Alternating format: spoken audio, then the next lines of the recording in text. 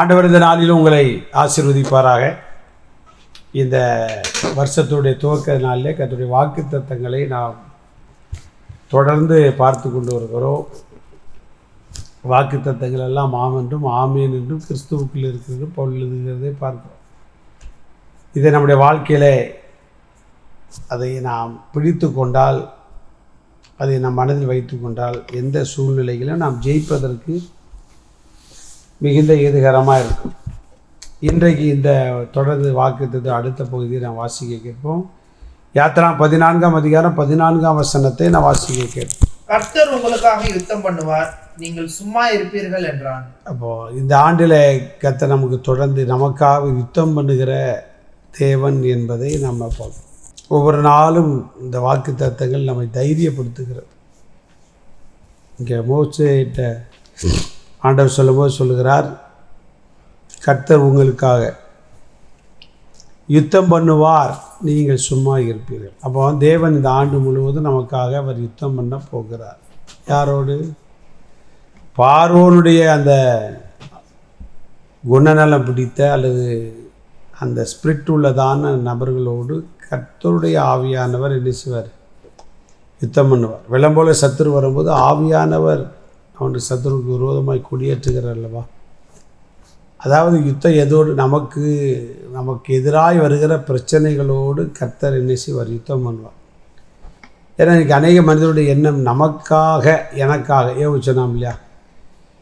எங்கள் 2 பேர் மேலும் கை வச்சு எங்களுக்கு ஒரு சமாதானத்தை சொல்லக்கூடியது யார்? ஒருத்தருக்கு கிடையாது. நமக்கு வாழ்க்கையில் நமக்காக யாராவது ஒரு வாழ் யுத்தம் பண்ணணும் அப்படின்னு நினைப்போம். ஏன்னா தன்னை காட்டிலும் பலவானோடு போராட ஒரு மனிதனாலும் கூடாதுன்னு வேதம் சொல்லு. அப்போ நம்மை காட்டிலும் பலவானை யார் ஜெயிக்க முடியும்? அவனை காட்டிலும் பலவான். அது யார்? இயேசுநாதர் மட்டும்தான், நம்முடைய ஆண்டவர் மட்டும்தான். அவர் யுத்தம் பண்ணி என்ன செய்வார்? யார் அப்படின்னா ஆவியானவர், பரிசுத்த ஆவியானவர் யுத்தம் பண்ணுவார். அப்போஸ்தலர் நடவடிக்கைகளை பார்க்குறோம் பார்த்தீங்களா? சீசர்களை ஒரு நேரம் துரத்துனாங்க. ஆனால் இப்போ சீசர்களை கண்டு அவங்களே துரத்தப்படுகிறாங்க.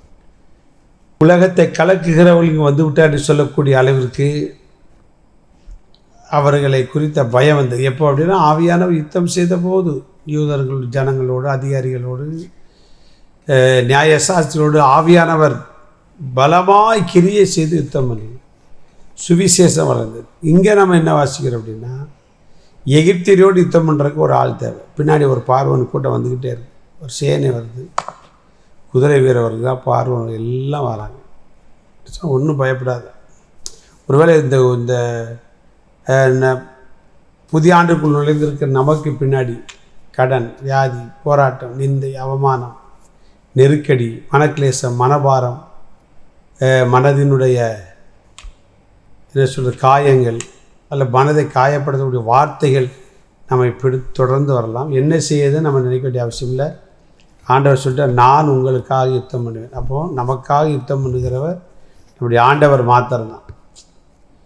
யார் நமக்காக சண்டை போடுறதுக்கு? அதாவது என்ன சொல்கிறது, பிரச்சனைன்னு வந்தால் மனிதன் ஓடிடுவான், சொந்த பந்தங்கள் ஓடிடுவோம், சிநேகிதர்கள் ஓடிடுவாங்க. இயேசுநாதர் மட்டும், கர்த்தர் மட்டும்தான் நம்ம கூடவே இருப்பார். அவர் கண்டிப்பாக யுத்தம் பண்ணுவார். சில பேரோட நம்ம போராட முடியாது, ஒரு பக்கம் போராடவும் கூடாது. நம்ம ஏன் போராட போகிறோம்? அதனால் உங்களோடு வழக்காடுகிறவர்களோடு கர்த்தர் யுத்தம் பண்ணி நமக்கு ரெஸ்ட்டும் தருவார். சும்மா இருப்பீர்கள் அப்படின்னா இளைப்பாறுவீர்கள் அர்த்தம். சந்தோஷமாக இருங்க.